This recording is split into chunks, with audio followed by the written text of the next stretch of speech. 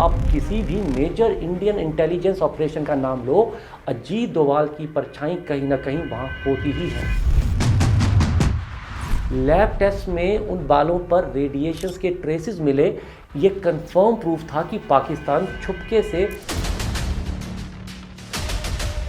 कैसे इन एजेंट्स को हमारी गवर्नमेंट रिक्रूट करती है, कैसे ये एजेंट दूसरी कंट्रीज में एंटर कर जाते हैं। अगर ये पकड़े गए तो इनके साथ क्या होता है।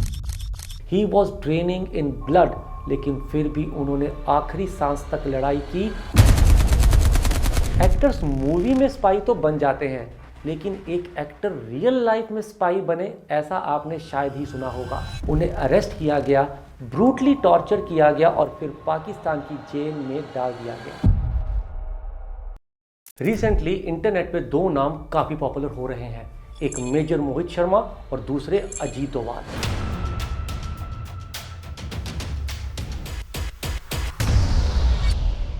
एंड इंटरनेट पर जब आप इनको सर्च करते हो तो समझ आता है कि ये कोई आम लोग नहीं है।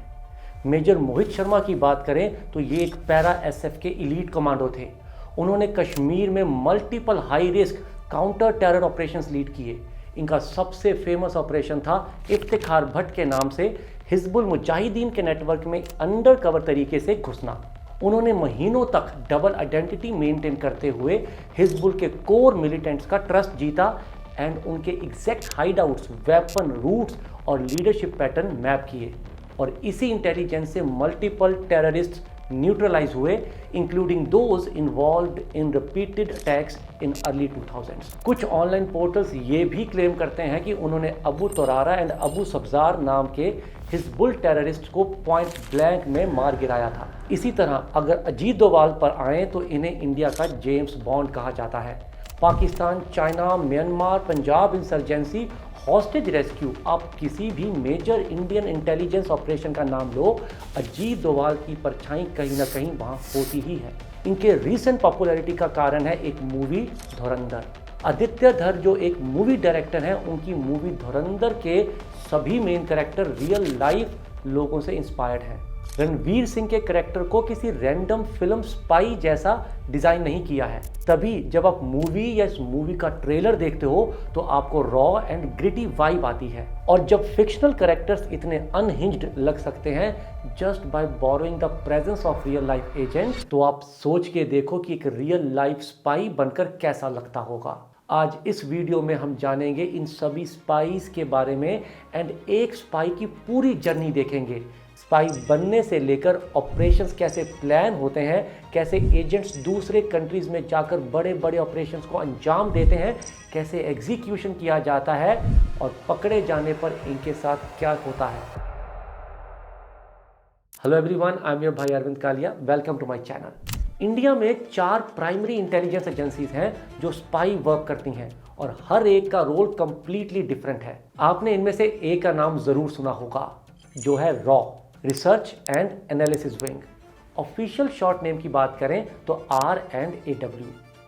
R&AW वो विंग है जो एक्सटर्नल इंटेलिजेंस पर फोकस करती है, majorly around our neighbouring countries जैसे चाइना या पाकिस्तान। इनकी मूवमेंट्स ट्रैक करना हमारे लिए काफ़ी इंपॉर्टेंट है क्योंकि ये दोनों कंट्रीज एक दूसरे के एलाइज हैं एंड हिस्टोरिकली हम सबको पता है कि हमारे लिए ये कितने बड़े थ्रेट हैं। लेकिन रॉ अकेली नहीं है जिसके कंधों पर इंटेलिजेंस हैंडल करने की जिम्मेदारियां हैं। इसके अलावा IB यानी कि इंटेलिजेंस ब्यूरो भी है, जो ओल्डेस्ट इंटेलिजेंस ऑर्गेनाइजेशन कंसिडर की जाती है। इट वॉज एस्टेब्लिश्ड इन 1887 और उस टाइम पर इसे सेंट्रल स्पेशल ब्रांच कहते थे जो ब्रिटिशर्स के अंडर थी। 1920 में इसका नाम बदल कर दिया गया इंटेलिजेंस ब्यूरो। फिर इंडिपेंडेंस के बाद ये हमें सौंप दी गई। ये internal intelligence and domestic security handle करती है। बट इनके अलावा भी we have more intelligence agencies जो time to time espionage missions conduct करवाते हैं। एस्पियोनाज मतलब स्पाई करना होता है। R&AW एंड IB काफ़ी टाइम से ये कर रहे हैं। इनके अलावा मॉडर्न वॉरफेयर के लिए हमारे पास NTRO यानी कि नेशनल टेक्निकल रिसर्च ऑर्गेनाइजेशन भी है जो टेक और सैटेलाइट्स के थ्रू नज़र रखती है। अगर मूवीज़ के टर्म में समझें तो ये मिशन के वक्त hacking, information and location track down करने में हेल्प करती है। एंड हमारे चौथे पिलर हैं DIA यानी कि डिफेंस इंटेलिजेंस एजेंसी। DIA को 2002 में बनाया गया था ताकि आर्मी, नेवी और एयरफोर्स की इंटेलिजेंस को एक साथ जोड़कर कोऑर्डिनेट किया जा सके। इससे पहले ये सारे अलग अलग इंटेलिजेंस यूनिट के साथ वर्क करती थी, बट इसमें फ्लॉ था जो कारगिल वॉर के दौरान सामने आया एंड उसके बाद जन्म हुआ DIA का।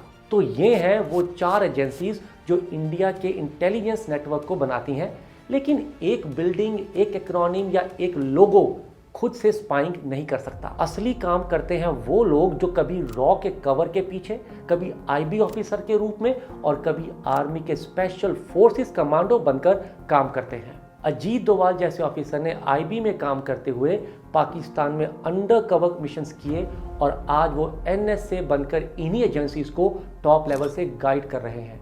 पर आखिर ये इस लेवल तक पहुंचे कैसे? देखो, इन एजेंसीज में घुसने के अलग अलग रास्ते हैं। पहला, NTRO की बात करें तो अगर आप इंजीनियरिंग में ब्रिलियंट हो तो आप गेट एग्जाम या NIE, LIT के स्पेशल रिक्रूटमेंट ड्राइव्स के थ्रू NTRO में साइंटिस्ट बन सकते हो। दूसरा, DIA के लिए सिविलियंस अलाउड नहीं है। आपको पहले इंडियन आर्मी, नेवी या एयरफोर्स ज्वाइन करनी पड़ेगी और वहां से डेप्यूटेशन पर आप DIA जा सकते हो। तीसरा, IB के लिए 2 रास्ते हैं। या तो आप UPSC क्लियर करते हुए IPS ऑफिसर बने या फिर आप डायरेक्टली IPACIO का एग्ज़ाम दे सकते हो जो किसी भी ग्रेजुएट के लिए ओपन होता है। और चौथा, रॉ। ये सबसे सीक्रेटिव है। ये ज़्यादातर IB, आर्मी या सिविल सर्विसेज से बेस्ट ऑफिसर्स को हैंड पिक करते हैं, लेकिन कभी कभी कैबिनेट सेक्रेटरीट के थ्रू डिप्टी फील्ड ऑफिसर्स की डायरेक्ट हायरिंग भी होती है, पर वो काफ़ी कॉन्फिडेंशियल होती है। अजीत डोभाल के केस में वो सिविल सर्विस वाले रूट से IB तक पहुंचे। अजीत डोभाल काफ़ी सिंपल बैकग्राउंड से थे, मिलिट्री स्कूल से पढ़े और इकोनॉमिक्स में मास्टर्स की।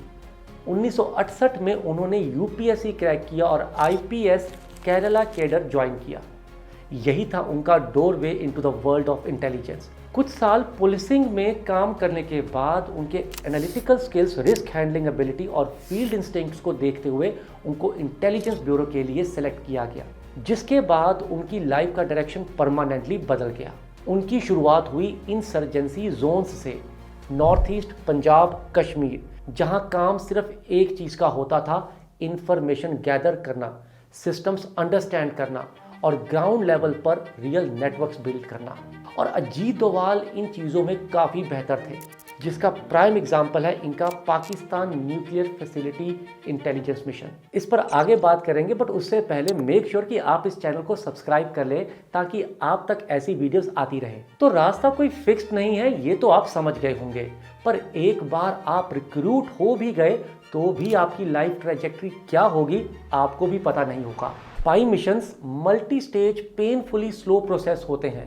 एक रियल ऑपरेटिव की लाइफ का 90% समय वेट करने में, प्लानिंग करने में और इंफॉर्मेशन गैदर करने में जाता है, ना कि गन फाइट्स में। 1980 से 90 के दौरान पाकिस्तान अपना न्यूक्लियर प्रोग्राम डेवलप कर रहा था और इंडिया को जीरो क्लैरिटी थी कि यूरेनियम एनरिचमेंट कहाँ हो रहा है, कौन से साइंटिस्ट्स इन्वॉल्व हैं और उनका सप्लाई चेन क्या है। इस चीज को ओपनली पता कर पाना इम्पॉसिबल था, क्योंकि पाकिस्तानी इंटेलिजेंस ISI हर आउटसाइडर को क्रॉस चेक करती थी।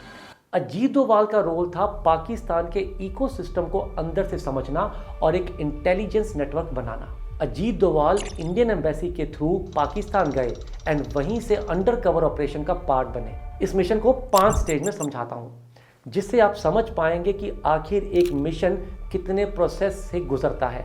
ये ज़्यादा या कम भी हो सकते हैं, डिपेंडिंग अपॉन कि मिशन कितना कॉम्प्लेक्स है। रियल स्पाई की सबसे पहली ड्यूटी होती है एक बिलीवेबल आइडेंटिटी तैयार करना। इसे लेजेंड कहते हैं। अजीत डोभाल ने पाकिस्तान एंटर किया तो वो एक इंटेलिजेंस ऑफिसर नहीं, एक आम आदमी के रूप में गए। उनका काम था लोकल कम्युनिटीज़ के बीच में ब्लेंड कर जाना, एक्सेंट्स एंड बिहेवियर कॉपी करना, ऐसे लोगों को मीट करना जो न्यूक्लियर फैसिलिटी के आसपास का नॉलेज रखते हो। ये सब महीनों का ग्राउंड वर्क होता है, जहाँ गलती का कोई मार्जिन नहीं होता। वो कुछ समय के लिए एक भिखारी भी बने, क्योंकि उनके सामने एक चैलेंज था। चैलेंज ये था कि न्यूक्लियर प्लांट के अंदर की खबर कैसे मिले। अजीत डोभाल खुद प्लांट में नहीं जा सकते थे, तो उन्होंने स्पॉटिंग शुरू की। उन्होंने ऑब्जर्व किया कि न्यूक्लियर साइंटिस्ट कहाँ कहाँ जाते हैं, कहाँ बाल कटवाते हैं, कहाँ चाय पीते हैं। उन्होंने कहुता प्लांट के आसपास एक नाई की दुकान को स्पॉट किया जहां साइंटिस्ट्स आते थे। अब आते हैं मेन पार्ट, इंफॉर्मेशन एक्सट्रैक्ट करना बिना अटेंशन अट्रैक्ट किए। यहां अजीत डोभाल ने एक मास्टर स्ट्रोक खेला। वो नाई के पास भिखारी बनकर बैठ जाते थे, जो कि एक ऐसी लोकेशन थी जहां साइंटिस्ट्स अक्सर बाल कटवाते थे। जब भी साइंटिस्ट्स बाल कटवा कर जाते तो अजीत डोभाल वहां से उनके गिरे हुए बालों के सैंपल्स उठा लेते थे। यह सबसे क्रूशियल स्टेज था। उन बालों के सैंपल्स को सीक्रेटली इंडिया भेजा गया। लैब टेस्ट में उन बालों पर रेडिएशंस के ट्रेसेस मिले। ये कंफर्म प्रूफ था कि पाकिस्तान छुपके से वेपन्स ग्रेड यूरेनियम एनरिच कर रहा है। बिना एक भी गोली चलाए इंडिया को पाकिस्तान के सबसे बड़े सीक्रेट का टेक्निकल प्रूफ मिल गया। अब आता है 5वां स्टेज। मिशन कंप्लीट होने के बाद सबसे मुश्किल काम होता है गायब हो जाना। अगर आईएसआई को हल्का सा भी शक होता तो डोभाल कभी भी वापस नहीं आ पाते, लेकिन वो इतनी सफाई से निकले कि जब तक पाकिस्तान को पता चलता कि उनके राज खुल चुके हैं, अजीत डोभाल इंडिया में अपनी अगली असाइनमेंट प्लान कर रहे थे।